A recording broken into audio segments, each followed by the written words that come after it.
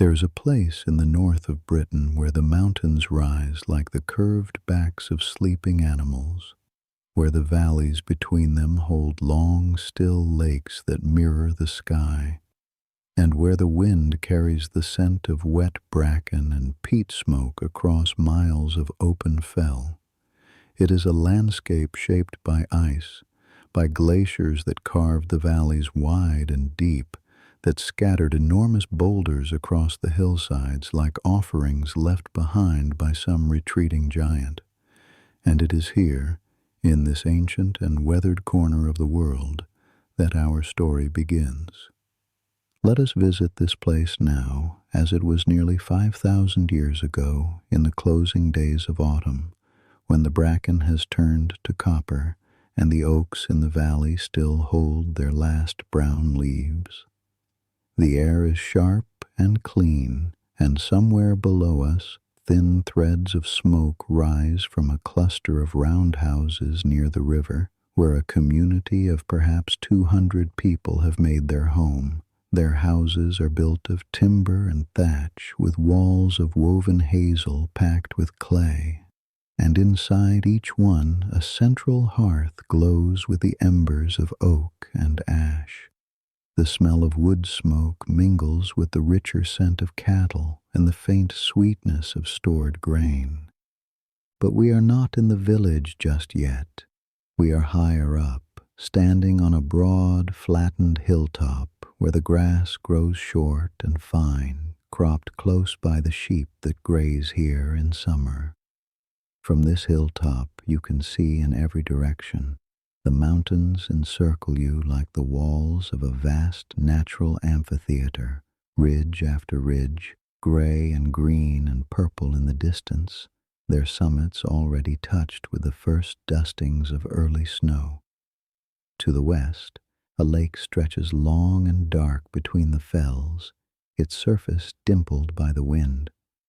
To the east, the land falls away into gentler slopes where patches of cleared ground show the pale stubble of harvested barley. And all around the sky arches overhead, enormous and close, as if this hilltop were the very center of the world. Two women stand here now in the thinning light of a late October afternoon. They have climbed up from the village together, as they have done many times before, but today they stand with a particular stillness, looking not at the view, but at the ground beneath their feet. The older of the two is Brennu. She is in her late 50s, which in this time and place makes her an elder, though her body is still strong and her hands are still sure. Her hair, once dark, is now streaked with gray, and she wears it tied back with a strip of leather. Her clothing is practical, a tunic of deerskin over a woolen undershirt, leggings wrapped tight against the cold, and a heavy cloak of felted wool dyed the dark reddish-brown of alder bark. But what you might notice first about Brennu, if you were to see her, are her hands. They are broad and scarred and immensely capable, the hands of someone who has spent a lifetime working with stone, reading its grain, testing its weight, knowing by touch alone whether a boulder will split clean or shatter. Brennu is the community's stone reader. It is a role with no simple name because it encompasses so many kinds of knowledge. Where to find the right stone, how the frost and rain have loosened it from the earth, which boulders are sound all the way through, and which carry hidden fractures that will betray you when you try to move them. She learned this knowledge from a woman named Ayla, who learned it from someone before her, and so on, back through the generations to a time no one can count. Brennu carries all of this in her mind, in her hands, and in her bones, and she carries too a quiet worry that she has not yet found anyone to carry it after her. Beside her stands Seren, the sky keeper. Seren is younger by perhaps 10 years, a woman in her mid-40s with sharp, watchful eyes and the kind of face that seems always on the verge of saying something wry. Where Brennu is still and deliberate, Seren is quick, quick to smile, quick to notice, quick to make a connection between things that others have not yet seen. She tracks the movements of the sun and moon across the sky with a system of notch marks carved into flat pieces of bone, a language of light and shadow that she has refined over 20 years of patient observation. She knows where the sun will rise on the shortest day of the year and where the moon will set at its most distant wandering, and she carries this knowledge with the quiet confidence of someone who has watched the sky keep its promises season after season without fail. These two women have been friends for a long time. Their friendship is not one of easy similarity, but of deep, complementary difference. The woman who reads the earth and the woman who reads the sky, bound together by the understanding that neither kind of knowledge is complete without the other. They have disagreed many times over the years, sometimes sharply, but they have never doubted the necessity of each other's work. Today, they are here because the community has made a decision. It has been discussed across 3 seasonal gatherings, debated among the elders, weighed and considered and finally confirmed. They will build a stone circle on this hilltop. Brennu kneels and presses her palm flat against the ground. The earth is firm here, well drained, and the grass is thin over a layer of compacted gravel left behind by the ice long ago. She nods slowly. This ground will hold what they place upon it. Seren looks not at the ground, but at the horizon. She turns in a slow circle, her eyes tracing the line where mountain meets sky, mapping in her mind the points where the sun and moon will touch the ridgeline at the turning points of the year. She has been watching from this hilltop for 3 years now, checking her calculations against the reality of the sky, and she is satisfied. The alignments will work. When the circle is finished, a person standing at its heart will be able to look through the gap between 2 carefully placed stones and see the first light of midwinter morning break over the shoulder of the eastern ridge. For a long moment, neither woman speaks. The wind moves through the grass around them. Far below, a dog barks in the village, and the sound carries up thin and distant. Then Seren turns to Brennu, and there is something in her expression that is both solemn and quietly excited. She speaks of the work ahead, the stones that must be chosen, the ground that must be prepared, the months of labor that will stretch from spring through summer. And Brennu listens and looks out at the scattered boulders that dot the hillsides around them, boulders left behind by the ice, and she begins, in the quiet of her own mind, to choose. Behind them, further down the slope, the long barrow of the old ones rises from the grass like the spine of some half-buried creature. No one living remembers who built it. Morran, the eldest of their community, tells stories of the ancestors who raised it, but even his stories are fragments, half-guessed, worn smooth by retelling like a river stone. The barrow is a place of reverence and of gentle unease. People leave offerings at its entrance, a handful of hazelnuts, a cup of milk, a small piece of worked flint, but they do not go inside. Whatever the barrow holds, it belongs to a time before time, and the living step softly around it. Further away, on a lower ridge, a smaller arrangement of standing stones catches the last of the afternoon light. There are 5 of them, none taller than a person's waist, arranged in a rough arc. No one knows their purpose. They were already old when Morran's grandmother was young, but they are felt in the way that certain places are felt. There is a presence about them, a quiet attention, as if the stones are listening. These older monuments are part of the landscape the way the mountains are part of the landscape. They belong here, they have always been here, and whatever they meant to the people who made them, they mean something different now, something that cannot quite be spoken, only felt. And it is this feeling, perhaps, that lies beneath the community's decision to build, not because someone has commanded it, not because a crisis demands it, but because the time has come, the way the time comes for certain things, quietly, inevitably, like the turning of the season. The community feels the need to make something that will stand, something that will mark this place and this time and this people, something that will speak to the future in a language of stone that the future will still be able to hear.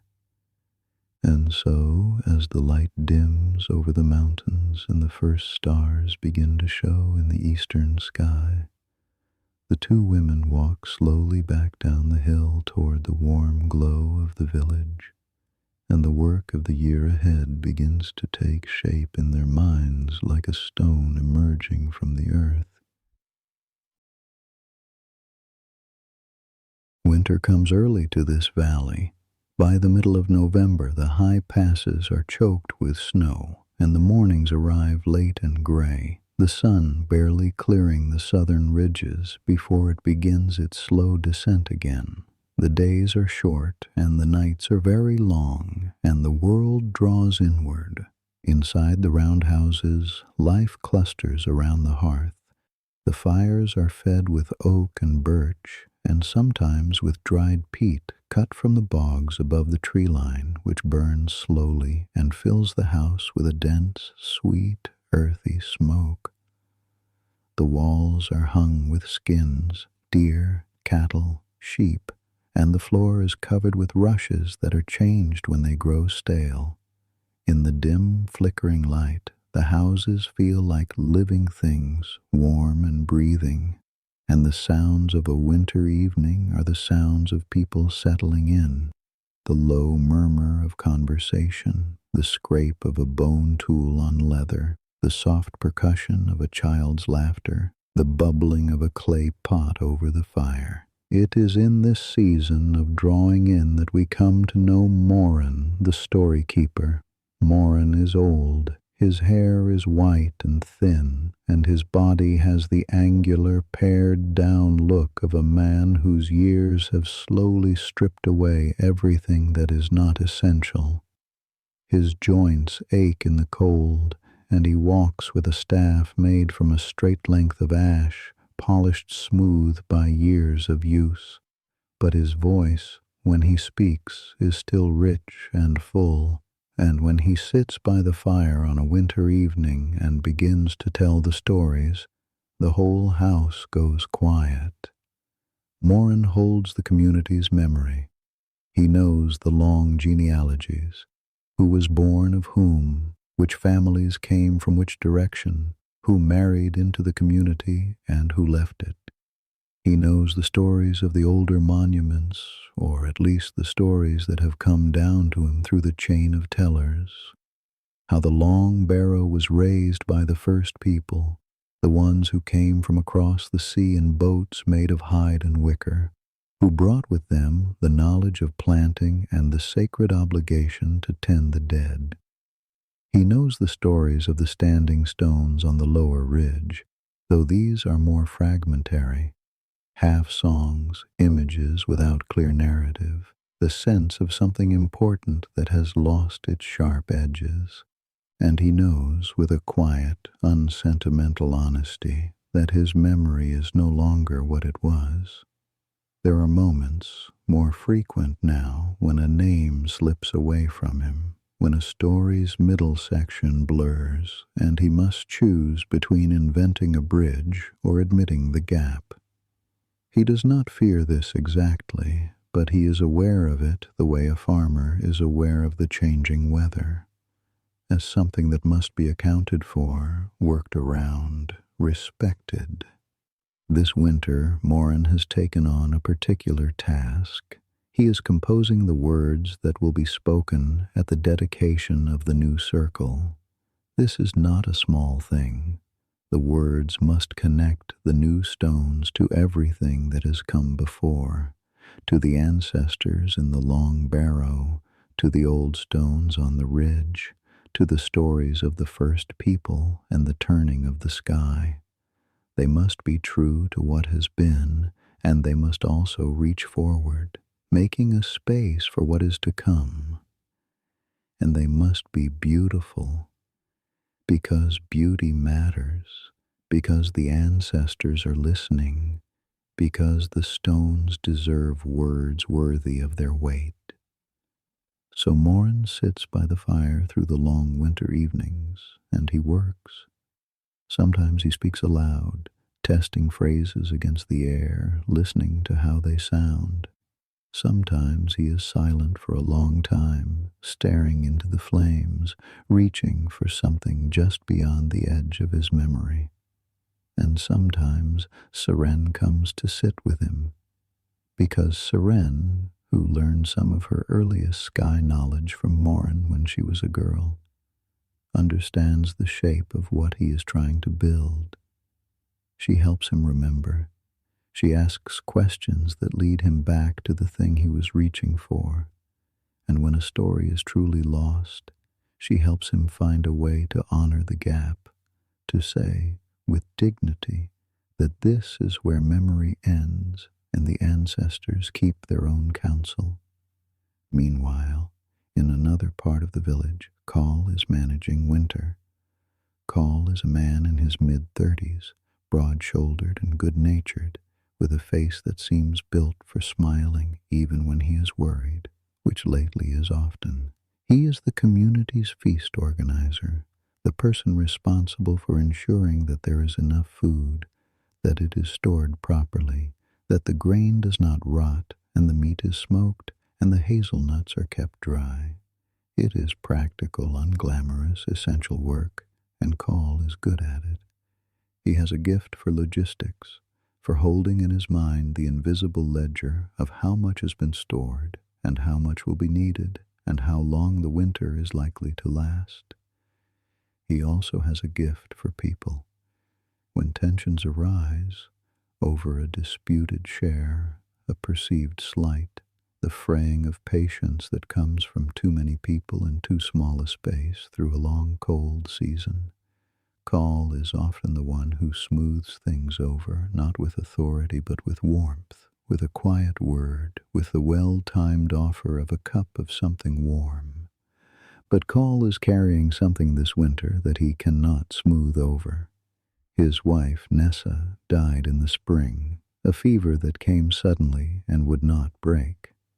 She left him with 2 children, a girl of 5 named Asha and a boy of 3 named Toman. Call loves his children with a depth that sometimes catches him off guard, a love so fierce it frightens him. But he is struggling. The work of provisioning the community for the building season ahead is enormous. Extra food must be gathered, stored, and prepared, because when the visiting communities arrive in summer, there will be many more mouths to feed. And this work pulls Call away from his children more than he can bear. He does not speak of this struggle easily.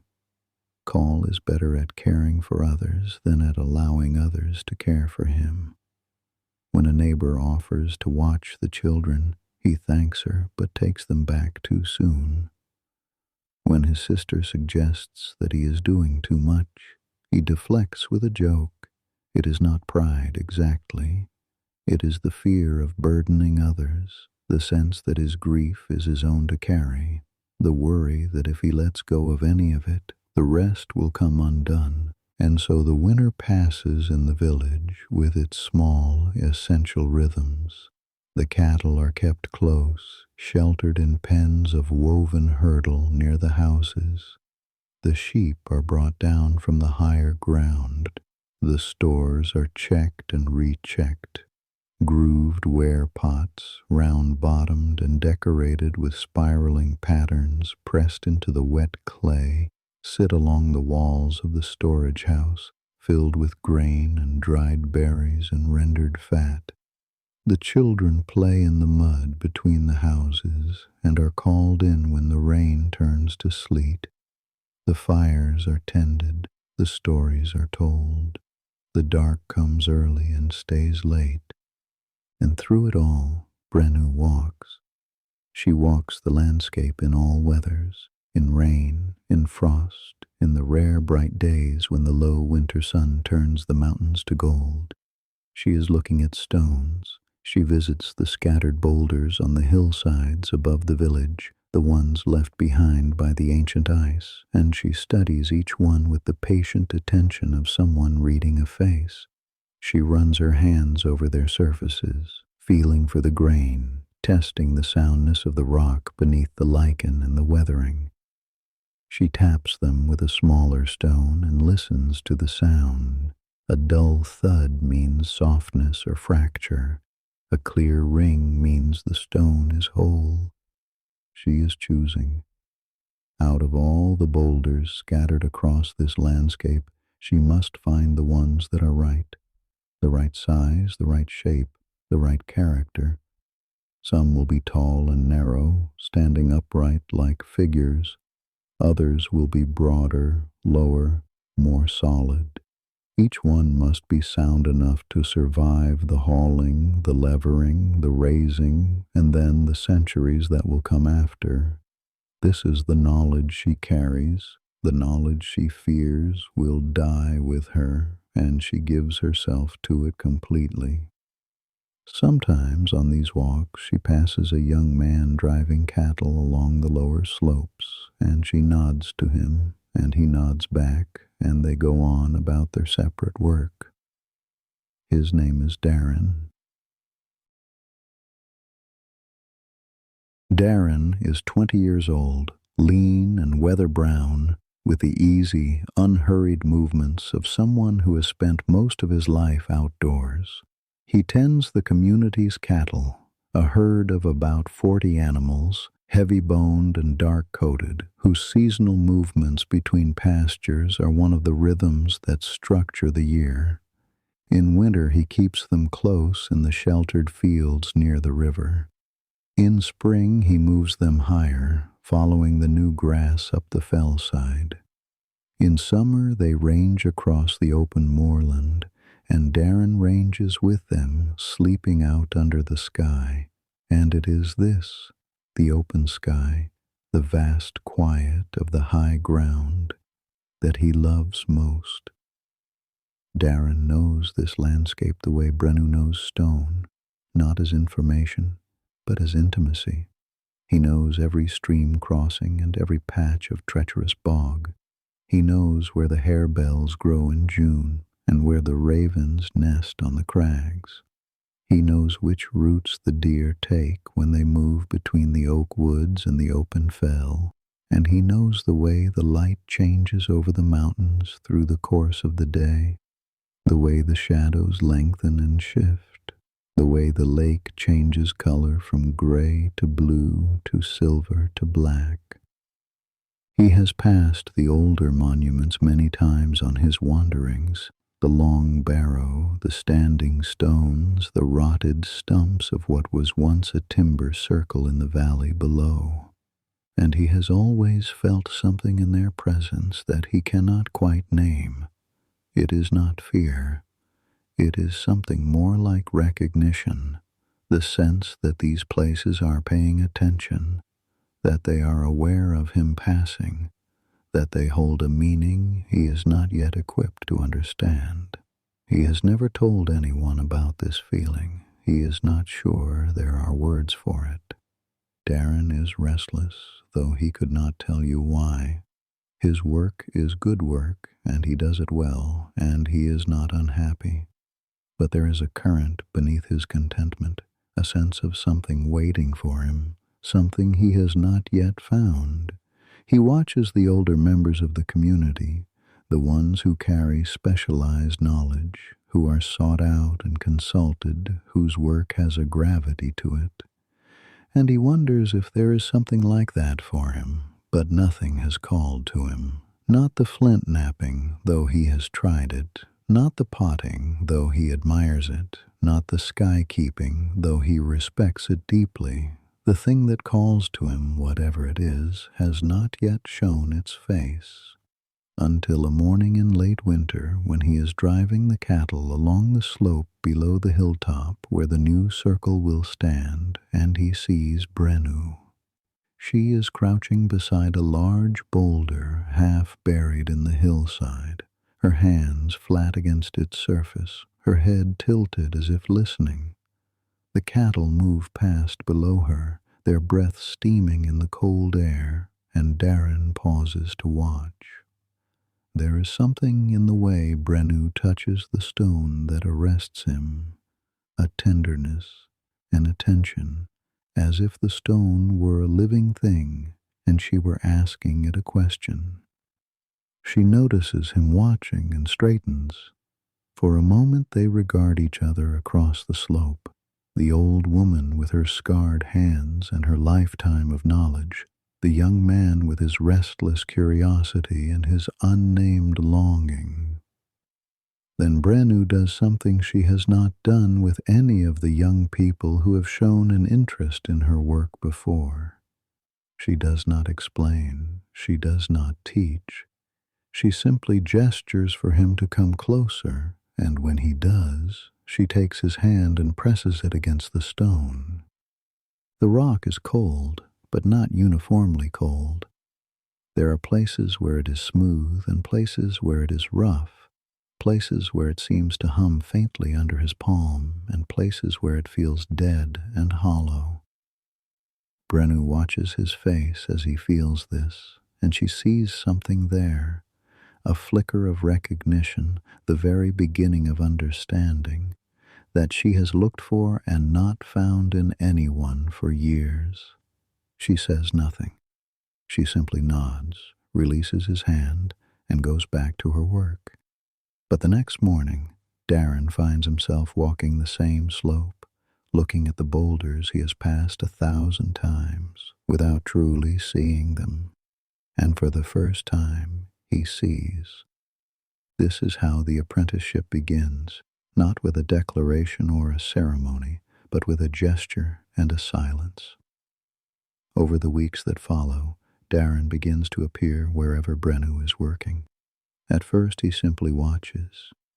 Then he begins to help, shifting smaller stones aside so she can examine the ones beneath, clearing bracken from a boulder's base, fetching water from the stream when she is thirsty. Brennu says little. She teaches the way the landscape teaches, by presence, by example, by allowing the learner to discover for themselves what is there to be discovered. And slowly, Darren begins to understand what Brennu has always known. That stone is not dead, that each boulder has a history written in its grain, the immense pressures that formed it, the ice that freed it, the centuries of rain and frost that have shaped its surface, that some stones want to stand upright and some want to lie down, and that a stone reader's job is to see what the stone wants, and to work with it, not against it.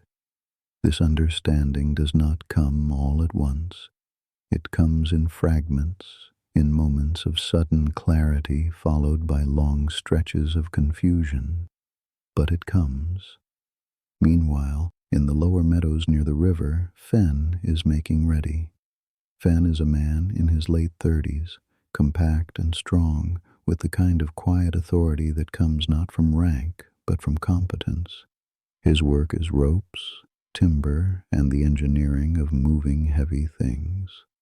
He makes the sledges, flat platforms of oak lashed together with braided hide, and the rollers of smooth, straight birch that are laid beneath them. He weaves ropes from strips of lime bark, soaking them and twisting them into cords that are startlingly strong, then braiding the cords into ropes thick as a man's wrist. And he knows, from years of experience, how to coordinate the teams of people who will do the hauling, how to read the ground for the best route, how to judge the angle of a slope, how to distribute the effort so that no one person bears too much, and how to keep a crew working together in rhythm when their arms are burning and their backs are aching and the stone has not moved as far as they hoped. Fenn came to this community years ago from a group further north, beyond the high passes. He followed a man he loved, a man named Rig, who was born here and wanted to return. They lived together for 6 years, and they were happy, and then Rig died. A fall on the crags while hunting, sudden and irreversible. Fenn stayed. He stayed because the community had taken him in, because the work was good, because Rig was buried here. But there is a part of him that still feels like a guest, even after all these years. He is liked and valued and consulted. People come to him when they need something built or moved or figured out. But there is a membrane between him and the deeper belonging that comes from having been born in a place, from having your ancestors in the earth beneath your feet, and Fenn feels that membrane even when no one else can see it. The building of the circle is, for Fenn, something more than a task. It is an invitation.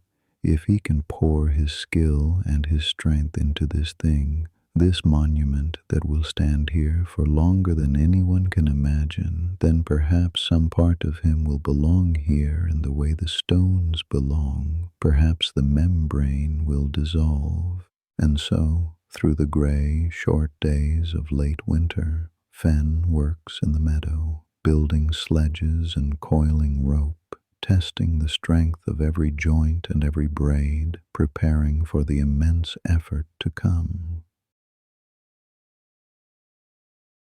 Spring arrives in this valley not as a single moment, but as a slow, uneven thaw. The snow retreats up the mountains in stages, revealing the brown and flattened grass beneath. The streams swell with meltwater and run fast and cold and brown. The first green shoots of wild garlic appear in the damp woods along the river, and their sharp, clean scent fills the air beneath the bare branches of the oaks and birches, which are only just beginning to show the first swelling of their buds. Imagine the sound of this season, the rush of water over stone, the calling of lapwings over the open fell, the bleating of lambs in the fields below the village.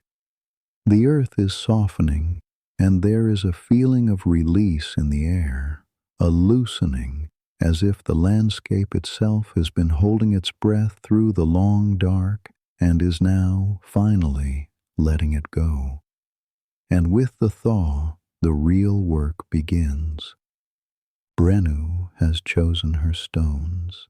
There are 28 of them, scattered across the hillsides within a mile or two of the hilltop site, some lying fully exposed on the surface, others half buried in the earth, a few wedged into the banks of streams where the water has slowly uncovered them. The smallest weigh perhaps a ton. The largest, a great anvil-shaped boulder of dark volcanic rock that Brennu has named the Heartstone, because it will stand at the point in the circle where the midwinter sunrise alignment will be made, weighs close to 15 tons. The first task is to free the stones from the earth. This is hard, slow, physical work, done with antler picks and wooden levers and the patient effort of many hands. The ground around each stone must be dug away, the roots of heather and bracken cut through, the packed gravel loosened and cleared. Brennu oversees this work with fierce attention because a stone can be damaged in the freeing.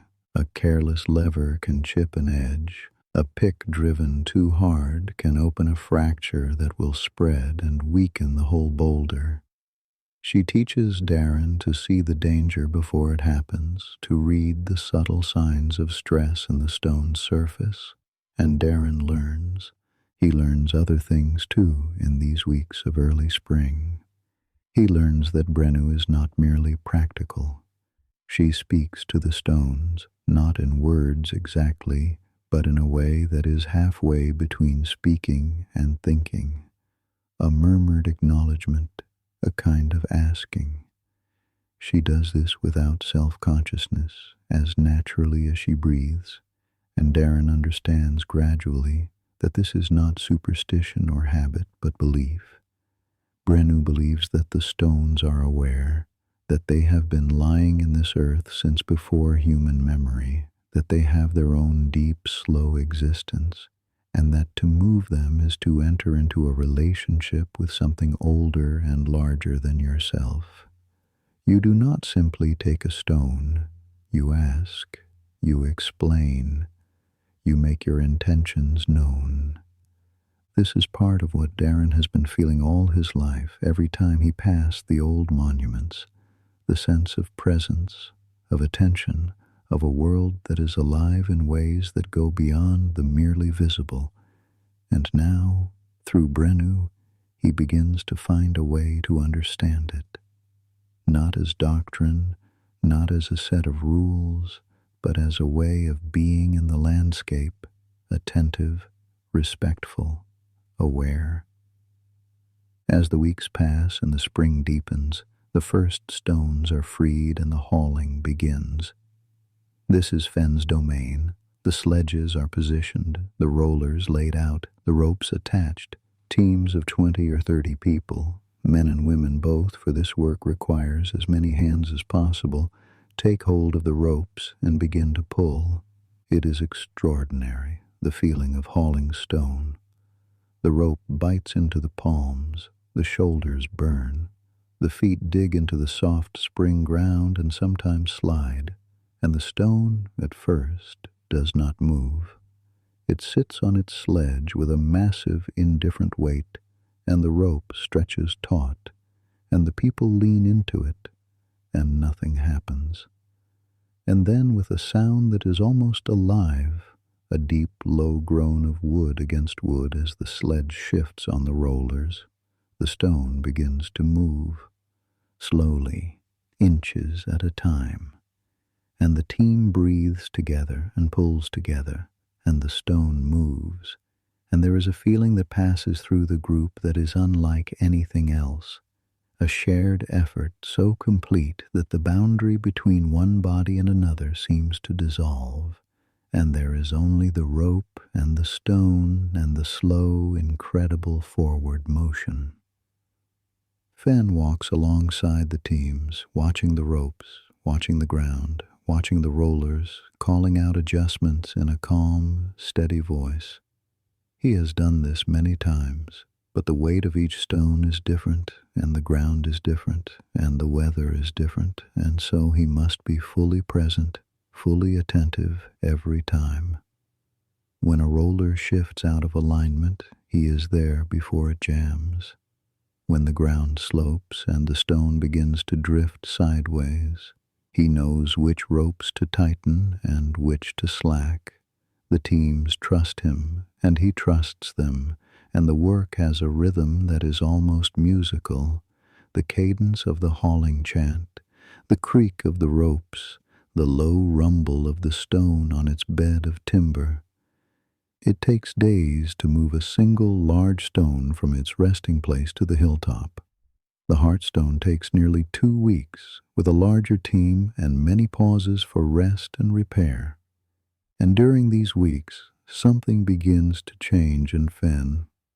He notices it in small ways, the way a young woman on his hauling team laughs at something he says, and the sound lands differently than it used to, warm instead of distant. The way an elder clasps his shoulder at the end of a long day's hauling and says, simply, "That was well done," and the words settle into a place inside him that has been waiting for them. The way the stone he is helping to move will stand on this hilltop for as long as the mountains stand, and his hands will be part of the reason why. He does not have a name for this feeling yet, but it is something like the membrane thinning, something like belonging beginning, And in the evenings, when the hauling teams return to the village tired and aching and quietly satisfied, Call is there with food. He has been working since before dawn, checking the grain stores, directing the smoking of meat, organizing the women and men who gather wild foods from the woods and streams. Spring is a time of relative scarcity, the winter stores running low before the new growth has fully arrived, and Call must be careful. He must feed the workers well enough to sustain the brutal physical effort of hauling, while also preserving enough for the months ahead, when the visiting communities will arrive and the demand will double. It is in this season that Call's struggle with his children comes to a quiet turning point. One evening, after a long day of provisioning, he returns to his house to find Asha and Tommen being fed by Fen. The big man is sitting cross-legged on the floor, spooning porridge into the boy's mouth with a patience that seems almost comical in someone whose hands are more accustomed to rope and timber. Asha is telling Fen a complicated story about a hare she saw in the meadow, and Fen is listening with genuine attention, asking her questions about the color of its ears. Call stands in the doorway, and something in him gives way, not dramatically, not with tears, but with a slow, quiet release, like a knot that has been held tight for a long time, finally loosening. He has been carrying the belief that his grief and his duty are his alone, that to share them would be to impose, to burden, to admit a weakness that would make him less capable of the work that needs doing. But watching Fen with his children, he sees something simpler and more true, that care is not a burden to be borne alone, that accepting help is not a failure, but a recognition that we are, all of us, woven together, and that the weaving is what makes us strong. He does not say any of this. He simply sits down beside Fen, takes the spoon, and finishes feeding his son. And from that evening on, something shifts between the two men. A quiet friendship deepens into something more like the bond between brothers, the kind of bond that does not need to be spoken to be understood. Summer in this valley is a generous season. The days stretch long and golden, the sun not setting until well past 9, and the brief darkness of the night is barely dark at all, more a deep, luminous blue, the sky never quite losing the last of the light. The bracken grows waist-high on the fell sides, and the meadows below the village are thick with wildflowers, yellow rattle and eyebright, and the pale pink of ragged robin. The air is warm and full of the hum of insects, and the lake, which has been gray and cold for so long, turns blue and still, reflecting the sky like a second heaven laid flat upon the earth. And the people come. They arrive in groups of 10 or 20, traveling on foot along the ancient trackways that thread through the mountain passes, paths worn by generations of use following the rivers and the ridge lines, connecting one community to another across the vast, sparsely settled landscape. They come from the valleys to the south, from the coastal settlements to the west, from the communities along the great northern lakes. Some have traveled for days. They bring gifts, finished stone axes from the Langdale quarries, polished and gleaming, bundles of animal hides, strings of shell beads from the coast, pots of honey sealed with beeswax, and they bring their labor, their strength, their willingness to help. This is how monuments are built, not by one community alone, but by the gathering of many, drawn together by obligation and goodwill and the understanding that what is being made here is for everyone, that the circle, once it stands, will serve not just the people of this valley, but the wider web of communities connected to them by trade and kinship and shared belief. And when those communities build their own monuments, this community will travel to help in turn. It is a reciprocity woven so deeply into the fabric of life that no one thinks of it as generosity. It is simply how things are done. Among the arrivals is a young woman named Litha. Litha is in her mid-20s and she is a potter. She comes from a community 2 days' walk to the south, in a lower, gentler valley where the clay beds along the river produce a fine, workable material that she has been shaping since she was a girl. She makes grooved ware, the round-bottomed, flat-topped vessels decorated with elaborate geometric patterns pressed into the wet clay before firing. But Litha's pots are not quite like anyone else's. She has been experimenting with new designs, patterns she adapted from descriptions brought back by a trader who had seen pottery made by communities far to the south and east, patterns that use curving lines and spirals in ways that the traditional grooved ware style does not. Her pots are beautiful and strange, and some of the elders in her own community have looked at them with a mix of admiration and unease, uncertain whether this kind of innovation honors or undermines the old ways. Litha does not worry much about this.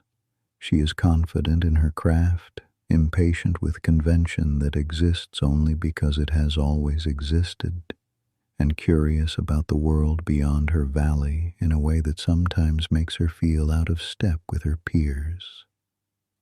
She has come to help with the building because her community sent her, but also because she wanted to see this place, the mountains, the lake, the famous stone circle that is taking shape on the hilltop. She meets Darren on her second day at the communal evening meal. The evening meals during the building season are large, communal affairs organized by call with the help of a small army of assistants.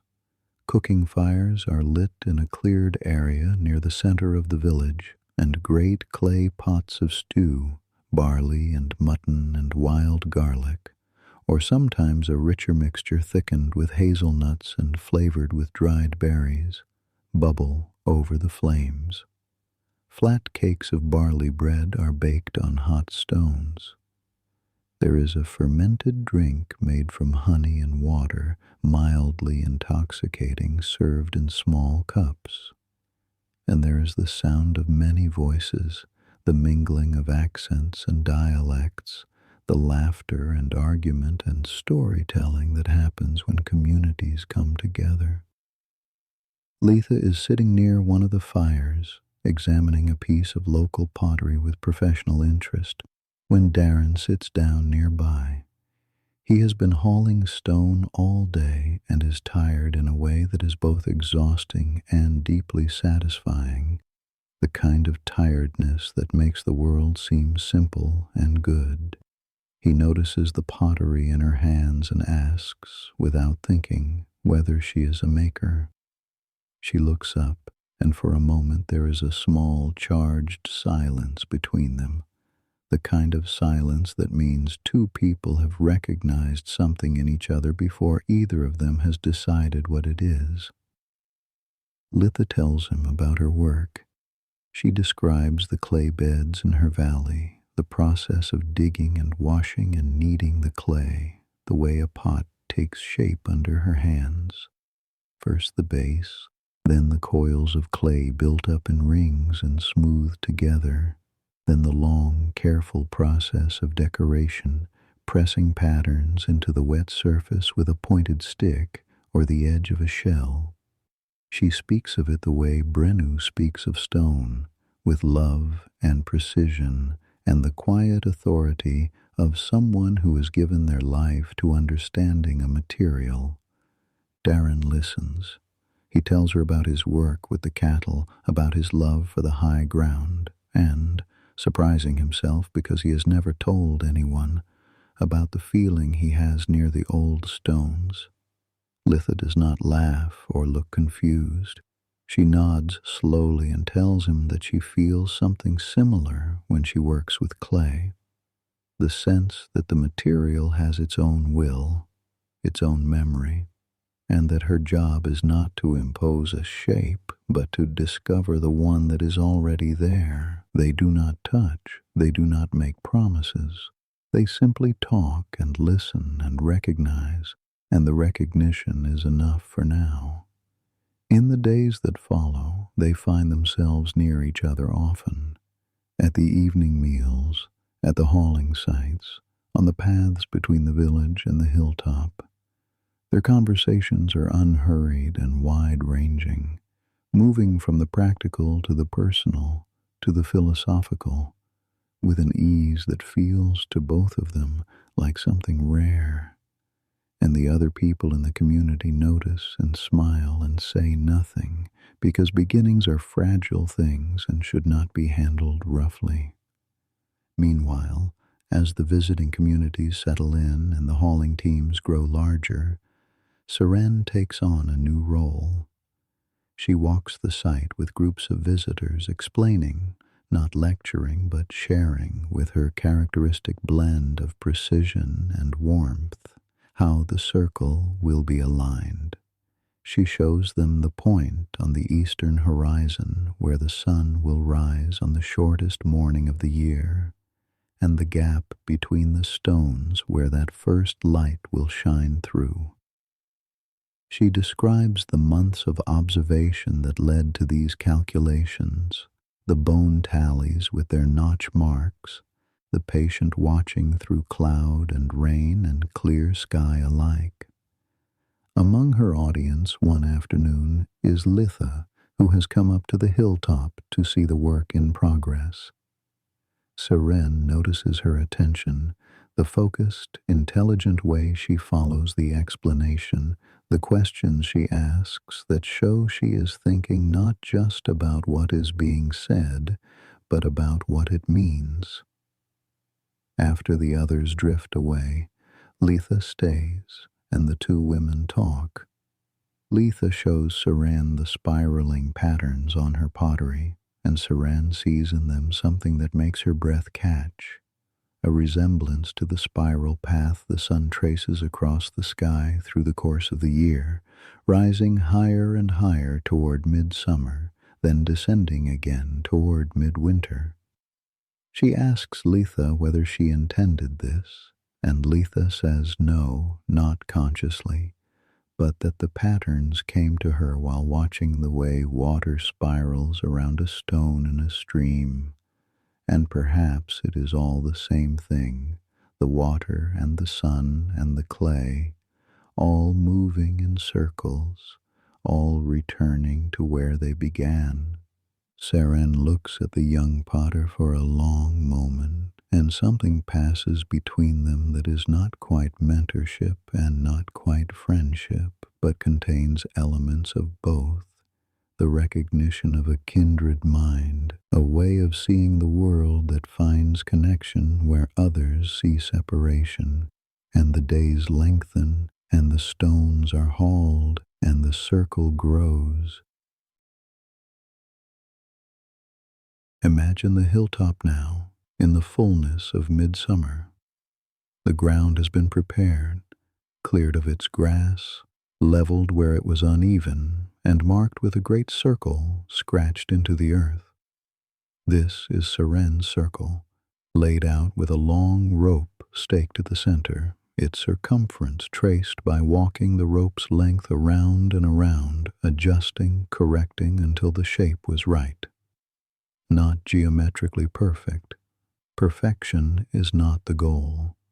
The goal is that the circle should look right to the people standing inside it, that it should feel balanced and true and complete.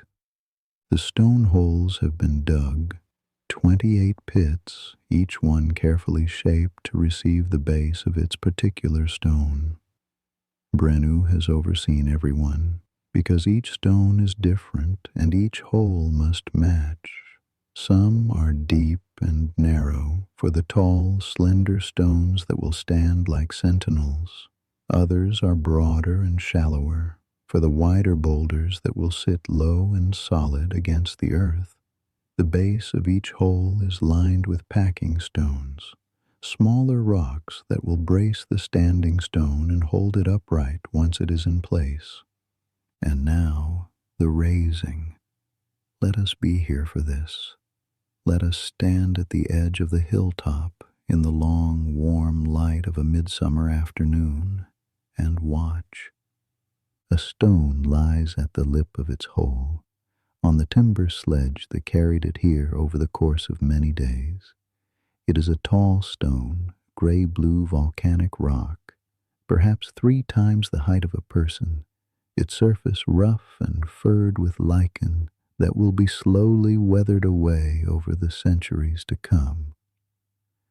Fen stands beside it, checking the ropes, checking the angle, checking the timber ramp that has been built at the back of the stone hole, a slope of packed earth and logs that will allow the stone to be levered upright. The raising crew gathers. There are perhaps 60 people here, men and women from the home community and the visiting groups, their hands calloused and their skin brown from weeks of outdoor labor. They take their positions along the ropes with the practiced ease of people who have done this many times already for the smaller stones. But this stone is the largest they have raised so far, and there is a focused stillness in the group, an awareness that what happens in the next hour will require everything they have. Fen raises his hand. The hilltop goes quiet. Even the wind seems to pause. Then he brings his hand down, and the work begins. The base of the stone is levered over the lip of the hole. It slides down the timber ramp with a grinding, grating sound, settling into the pit at an angle. Smaller stones are packed in around the base to hold it steady. Then the ropes at the top of the stone are pulled taut, and the hauling teams begin to pull, not horizontally now, but upward, drawing the top of the stone toward the sky, while others push from behind with long timber poles. The stone resists. It leans at its angle and does not move, and the ropes creak, and the people strain. Fen watches the base of the stone, watches the angle, watches the ropes. He calls for the teams to hold. He adjusts a packing stone, taps a timber brace into a better position. Then he signals again, and the teams pull, and this time the stone shifts. A slow, impossible-seeming tilting, the top rising a few degrees toward the vertical, and the base settling deeper into its hole. They rest. They pull again. The stone rises further. Now it is past the halfway point, the angle where gravity begins to help rather than hinder, and the motion quickens. The stone rises and rises, and the people pulling feel the moment when its own weight begins to carry it. The ropes go suddenly slack, and there is a collective gasp, and then the stone settles into its hole with a deep, resonant thud that seems to travel through the ground itself, and it stands. It stands.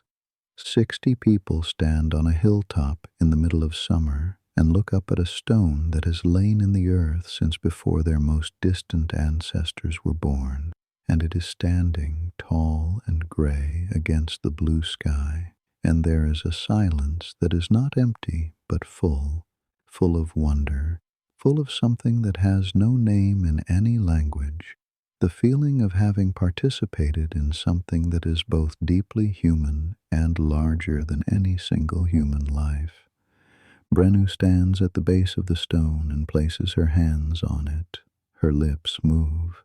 She is speaking to the stone, quietly, privately, welcoming it to its new standing, thanking it for the long patience of its lying down and the willingness of its rising up. Darren watches from nearby, and he understands now what she is doing and why, and he knows that he will do the same someday when the knowledge has passed fully from her hands to his. The raisings continue through the long days of midsummer. One by one, the stones are tilted and pulled and braced and settled into their places. Some go up smoothly, almost easily. Others resist, requiring extra effort, adjustments, the patient problem-solving of Finn and Brennu working together, her reading the stone's character, him reading the physics of the situation, the two of them finding solutions in the space where their knowledge overlaps. And at last, on a clear evening when the sky is still bright at 9 o'clock, and the shadows of the stones stretch long across the hilltop, the heartstone is raised. It is the largest, the heaviest, the most difficult. The hauling team is the biggest they have assembled, 80 people on the ropes, with Fen directing and Brennu watching and Seren standing at the precise spot where, 6 months from now, the midwinter sunrise will need to shine through. The raising takes most of the day. There are moments when the stone seems to hang at an impossible angle, neither rising nor falling, and the ropes sing with tension and no one breathes. And then it moves and rises and settles into the earth with a sound like a drum beat, and it stands, and it faces the east, and it is done. The ceremony takes place on a morning in late summer, when the air is warm but carries the first faint edge of autumn's approach, a coolness in the early hours, a sharpening of the light, a quality in the sky that suggests the long days are beginning to shorten. The whole community has gathered on the hilltop, along with the visitors who have not yet begun their journeys home. There are perhaps 300 people here, and they stand in a wide, loose crowd around the outside of the circle, their faces turned inward. Inside the circle, the stones stand in their ring, gray and massive and silent. They cast long shadows in the early morning light, and the grass between them is still damp with dew. From inside the ring, the mountains are visible in every direction. The same mountains that were here before anyone built anything, the same mountains that will be here long after the last of these people has returned to the earth. But the circle changes the way you see them. The stones frame the view, give it structure, make the landscape feel held and meaningful, as if the mountains and the sky and the stones are all part of a single, deliberate composition. Morran enters the circle slowly, leaning on his ash staff, and the crowd goes quiet. He has been preparing for this moment all through the winter and spring, choosing his words, testing them, revising them, losing some and finding others. And now, standing in the center of the ring he has spent his life's knowledge helping to fill with meaning, he speaks. He speaks of the ancestors. He names the old ones, the ones who crossed the water, who first broke the earth for planting, who raised the long barrow on the hill and placed their beloved dead inside. He names the ones after them, the ones who set the standing stones on the lower ridge, whose reasons have faded but whose work endures.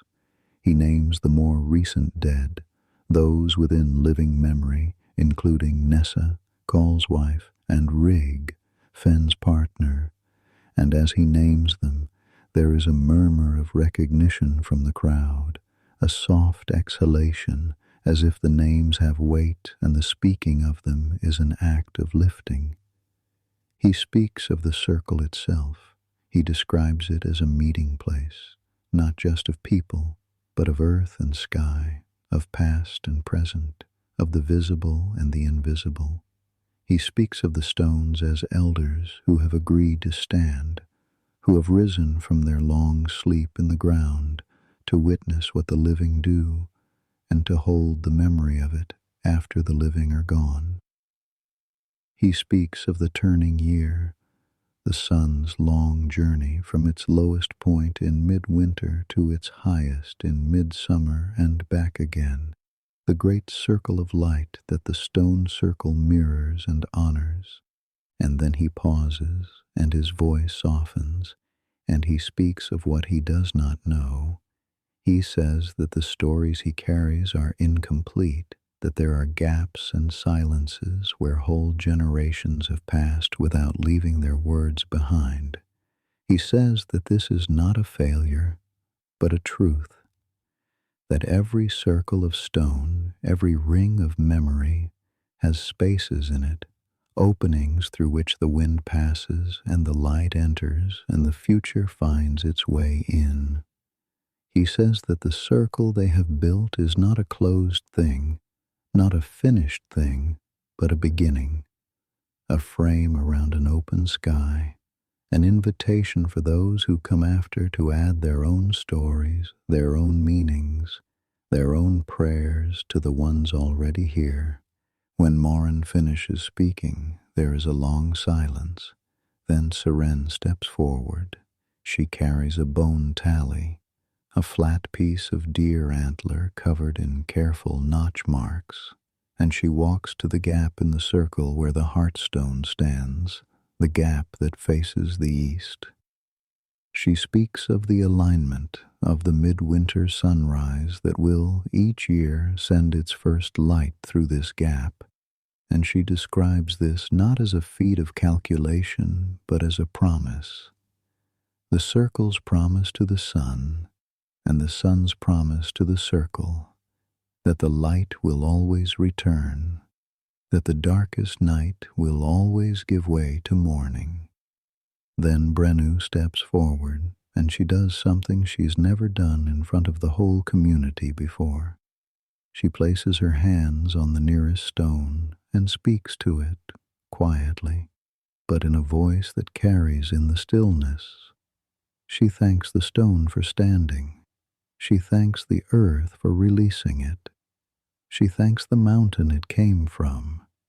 And then she turns to Seren, who is standing at the edge of the circle, and she nods to him, and he steps forward and places his own hands on the next stone, and he does the same. His voice is uncertain at first, halting, self-conscious, but as the words come, they settle, and the stone beneath his palms feels solid and warm from the morning sun, and he understands that this is not a performance but a conversation, and the stone is listening. One by one, the people of the community step forward and place something at the base of the stones, small offerings, gifts of gratitude and hope, a handful of grain, a polished flint blade, a cup of honey water, a child's first milk tooth wrapped in a scrap of leather, a piece of worked antler. These things are placed gently, carefully, with the quiet attention of people who believe that what they are doing matters, that it will be felt, that it will be remembered by the earth and the stones and the ancestors and the sky. And then, without anyone giving a signal, the crowd begins to move. They walk the circle, slowly, together, in the direction the sun moves across the sky, a great spiral of bodies flowing around the inside of the ring. As they walk, some of them hum, a low, steady tone that seems to rise from the ground itself, a sound that vibrates against the stones and fills the space inside the circle with a resonance that is felt in the chest as much as heard with the ears. And for a few minutes, on a hilltop in the north of Britain, nearly 5,000 years ago, 300 people walk in a circle of stone and feel themselves to be part of something vast and unbroken, a chain of making that stretches back to the first people and forward to a time so distant it cannot be imagined, only trusted. And then the ceremony ends as gently as it began. The crowd disperses, The children, released from the gravity of the occasion, run between the stones and climb on the lower ones, and no one stops them, because the circle is not a museum or a temple in the way we might understand those words. It is a place, and places are for living in. Call has prepared a feast. Down below the hilltop in the meadow near the river, cooking fires have been burning since before dawn, and the smell of roasting meat and baking bread rises on the warm air. There is food in abundance, great joints of mutton and beef, pots of grain porridge thick with butter, flat breads studded with hazelnuts, cakes of ground dried berries sweetened with honey. There are cups of the fermented honey drink, and the sound of voices rises, and people eat and talk and laugh, and the children chase each other through the grass, and the dogs doze in the shade of the hawthorn bushes. Call moves through the feast like a man who has found his balance. Asha rides on his hip, her arms around his neck, and Tommen follows at his heels, and Call's hands are busy, adjusting a cooking pot, passing a plate, clapping a friend on the shoulder. But his face is at ease in a way it has not been for a long time. He has learned something this year, something that the building of the circle has taught him without words. That strength is not the ability to carry everything alone, that the strongest structures are the ones supported from every side, that a circle stands because every stone bears a portion of the sky's weight, and no single stone must bear it all. And in the long, slow afternoon, as the feast winds down and people drift into the drowsy contentment that follows a good meal on a warm day, Litha finds Darren sitting alone at the edge of the meadow, looking up at the hilltop where the stones stand against the sky. She sits beside him. They are quiet for a while.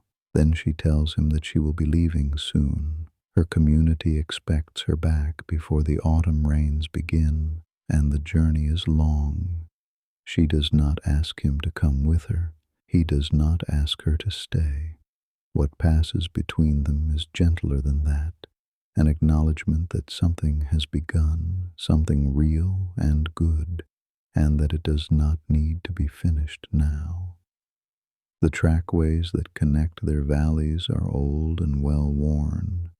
The distance is 2 days' walk, no more, and neither of them is in a hurry because the best things, like the best stones, take their time. Darren tells her about the feeling he has always had near the old monuments, the presence, the attention, the sense of something alive and listening in the stone. He tells her that Brennu has taught him to understand it, to work with it, to speak to it, and Litha tells him that she believes the same thing is true of clay, that the earth remembers, that the pots she makes carry something of the ground they came from, and that when she presses patterns into the wet surface, she is not decorating but translating, giving form to something the clay already knows. They sit together as the afternoon light lengthens and the shadows of the mountains begin to creep across the valley, and the world is quiet and good and full. The visitors leave in groups over the course of several days as the summer softens into the first golden days of autumn.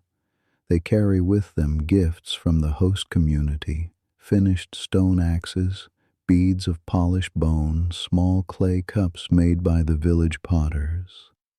And they carry something less tangible, the memory of the circle they helped to build, the feel of the rope in their hands, the sound the heartstone made when it settled into the earth. They will speak of this when they return home, and the story will spread, moving along the trackways and through the mountain passes, traveling further and faster than any stone ever could. Litha is among the last to go. On the morning of her departure, she gives Darren a small pot, one of her best, its surface covered in the spiraling patterns that Seren saw as the path of the sun. He gives her a smooth, round river stone that fits perfectly in the palm of her hand, a stone he chose with the care Brennu taught him, reading its grain, feeling its weight, selecting it from among 1,000 others because something in it spoke to him. They do not say much. They hold each other's gaze for a long moment. Then Letha turns and walks south along the trackway, and Darren watches her until she rounds the curve of the hill and is gone. The village settles back into itself. The extra shelters are taken down. The cooking fires return to their normal size. The rhythms of daily life resume, the cattle to tend, the harvest to bring in, the stores to replenish for the winter ahead. But something is different now. The hilltop, which has always been a feature of the landscape, has become something more. The circle stands there, visible from the village, from the fields, from the paths along the river, and its presence changes the way the whole landscape feels, the way a hearth changes a house, giving it a center, a warmth, a point around which everything else organizes itself. Brennu feels this most keenly, perhaps, because she understands stone in a way that no one else does. She climbs to the hilltop in the early mornings before the rest of the village is awake, and she walks among the stones, and she places her hands on them, and she listens. They are settling, she tells Darren later. The earth is closing around their bases, gripping them, taking them in. In a few years, the grass will grow up around them, and they will look as if they have always been here, as if the hill itself pushed them up toward the sky. This is what she wanted. This is what she has given her knowledge to make possible. And now, with Darren beside her, learning, asking questions, placing his own hands on the stones, and beginning to hear what they say, the worry she has carried for years, the fear that her knowledge would die with her, begins to lift, the way the morning mist lifts off the lake, slowly, gently, until it is simply gone. Morran, too, feels a kind of settling. The dedication ceremony has taken its place in his memory alongside the older stories, and he finds himself, in the evenings by the fire, beginning to tell it. The story of the building, the choosing of the stones, the hauling, the raising. He tells it to the children, to Asha and Toman, who sit on his knees and ask him to make the sound the heart stone made when it stood up. He tells it to the young people, adding details each time, weaving in connections to the older stories, finding ways to link the new circle to the long barrow and the standing stones and the first people who came across the water. The story is not perfect. There are places where his memory falters and he must improvise, places where the truth blurs and the telling takes on a life of its own. But this, he has come to understand, is how stories are meant to be, not fixed and final like stone, but alive and changing like the people who carry them. The gaps are not failures, they are invitations. Fen stays. This is perhaps the smallest and the most significant of the story's quiet changes.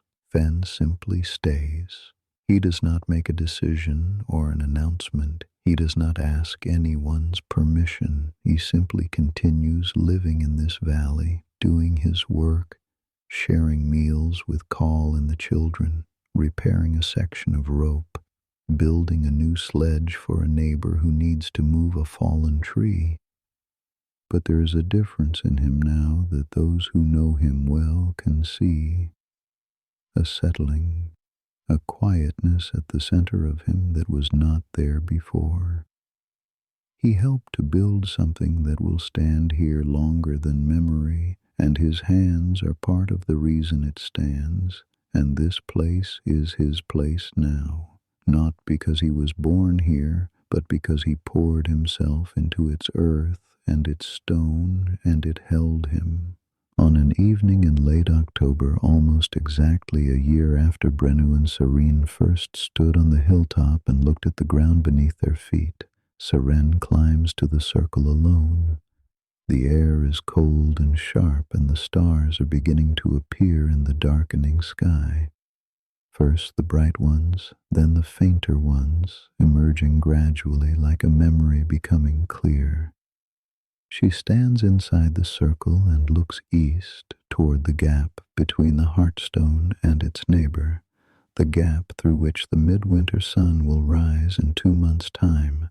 She is checking. She is always checking, always watching, always measuring the sky's faithfulness against her marks and tallies. But tonight there is something else in her watching, not anxiety but gratitude. The sky has kept its promises. The sun has traced its great circle and is returning now toward its lowest point, and the stones are ready for it, and the alignment is true. She has spent 20 years learning to read the sky, and the sky has rewarded her patience with this, the knowledge that the light will return, that the darkest morning will give way to dawn, that the great wheel turns and does not stop. She stands there for a while, alone in the circle, and the wind moves through the gaps between the stones, and the stars brighten overhead, and the mountains are dark shapes against the faintly glowing sky, and there is a peace here that is not the absence of anything but the presence of everything. The stones, the earth, the sky, the memory of every hand that touched these boulders, every voice that rose in the hauling chant, every prayer spoken at the base of a standing stone. And now, gently, let us step back from this place. Let us let the village settle into its autumn evening, the fires glowing in the roundhouses, the children sleeping, the cattle quiet in their pens. Let us let Brennu rest, her hands folded in her lap, the knowledge she carries safe now in 2 sets of hands instead of 1. Let us let Morran doze by the fire, a story half formed on his lips, the words drifting into dream. Let us let Call hold his children close in the warmth of their house, the worry loosened from his shoulders, the love unguarded and easy and enough. Let us let Fen sit in his doorway and look up at the hilltop where the stones stand dark against the last of the light, and let him feel, without needing to name it, that he is home. And let us let Darren walk the high ground one last time before the winter closes in, his cattle moving slowly through the frost-stiffened grass, and let him pause beside one of the old standing stones on the lower ridge, the ancient ones, the ones whose makers have passed beyond all memory, and let him place his hand on the cold, lichened surface and feel what he has always felt there, the presence, the attention, the slow and patient awareness of a world that is older than any human life and will go on long after the last story has been told. The stones stand. They will stand through the winter that is coming, and through the winters after that, and through centuries and millennia of rain and wind and sun, through the coming and going of peoples, through the slow transformation of the language and the songs and the stories, through changes so vast that the world will become unrecognizable to anyone who lives in it now. They will stand through all of it. They will be standing when you wake, and they will be standing long after the last person who remembers their making has passed into the earth.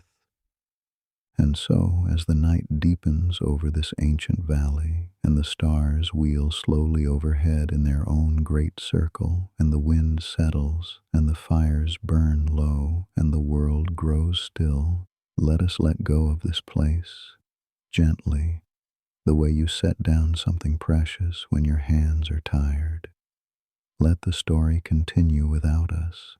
The characters we have come to know will go on living their lives, will wake tomorrow and tend their fires and feed their animals and look up at the hilltop where the stones stand, and they will feel, as people have always felt, in the presence of something enduring, a quietness that is not emptiness, but peace.